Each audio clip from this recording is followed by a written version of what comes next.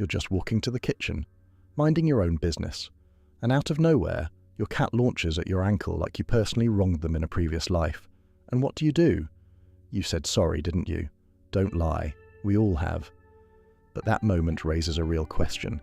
When your cat looks at you, what do they actually see? A family member, or something else entirely? Because cats are hunters, not in a past tense kind of way. Right now, today, napping on your freshly washed laundry, your cat is still a fully wired, instinct-driven predator. And those instincts don't turn off just because the environment got more comfortable. So, where exactly do you fit in their world? That's what we're figuring out today. Point 1. The hunter instinct never turns off.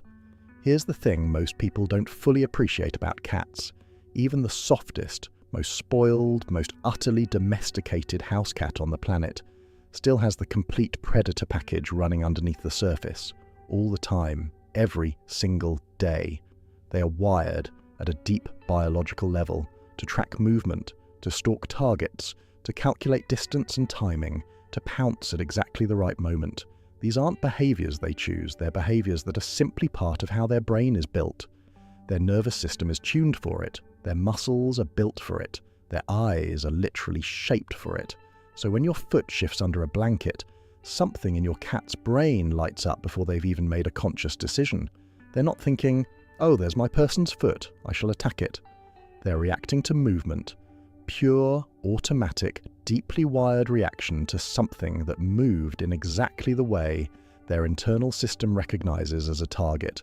You didn't do anything wrong, your foot just moved. And honestly, that was enough. Have you ever been completely still and then shifted slightly and watched your cat's entire body language change in an instant? That focus that drops over them like a switch flipped. That's not attitude.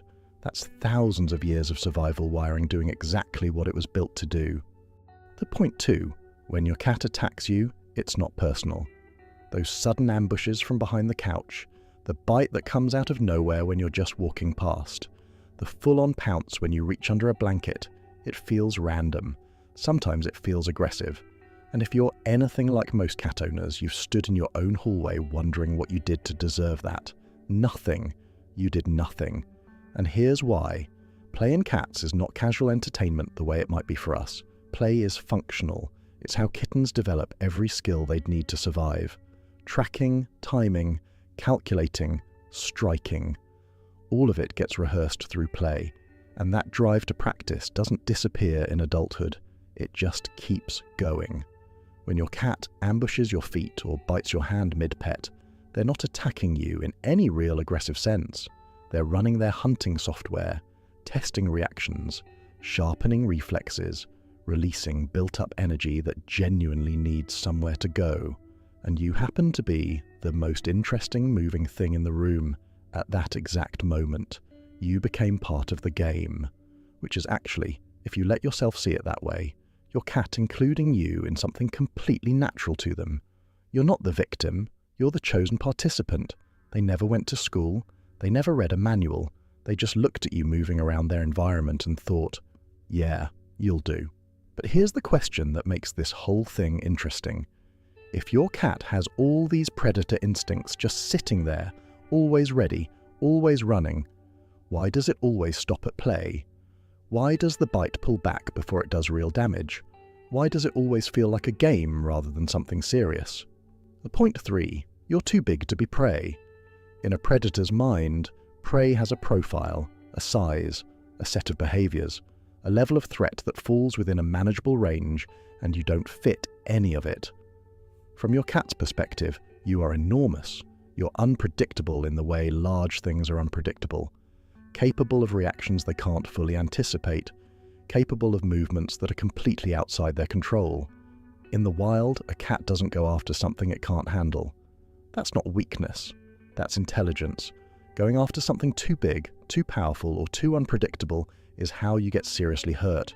So even when the instinct kicks in, even when your movement triggers that automatic response, some part of their brain is also running a quick, quiet calculation, and you don't come out as prey. You come out as something too large, too significant, too important for that category. The bite pulls back. The pounce is softer than it could be. The game stays a game. Not because they made some conscious moral decision, but because their instincts, as it turns out, are a lot smarter than we give them credit for. And somewhere in that calculation, without them knowing it, without you knowing it, you got filed into a completely different category, a more important one. Point 4. Play and hunting are the same thing. Almost. This is the piece that makes cat behavior suddenly click. Because cats don't have a clean internal line between playing and hunting. For them, play literally is hunting, just without the final result. Every stalk, every pounce, every ambush, every chase, it's all running the exact same program. The same mental and physical sequences that would lead to a catch in the wild are being rehearsed right there in your living room, with your feet and your hands and that feather on a string you've been dragging across the floor for the last 10 minutes. The intensity is real. The focus is completely real. The physical engagement is real. The only thing missing is the actual prey.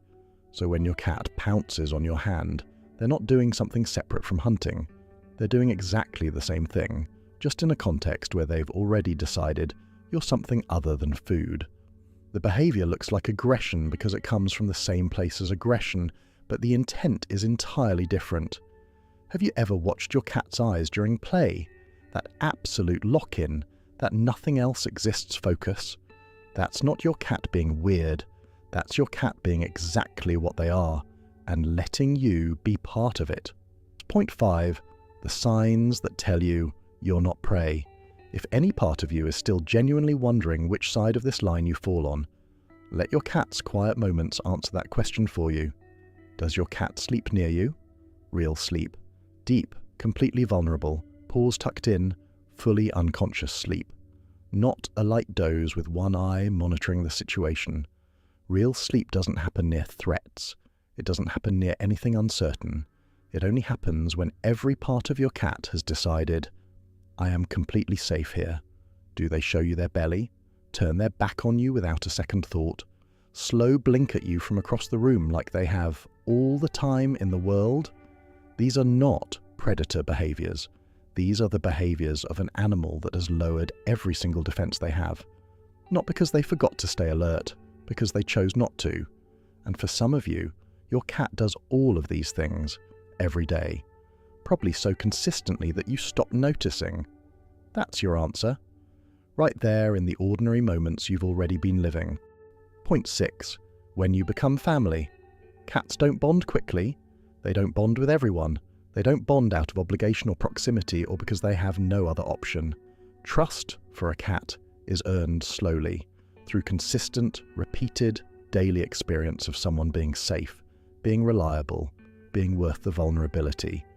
And when they finally decide someone has earned it, that person moves into a different category entirely. You become part of the circle. That small, carefully chosen group of beings your cat has decided are genuinely theirs. And here's what makes this part so good. Even within that circle, the playfulness doesn't stop.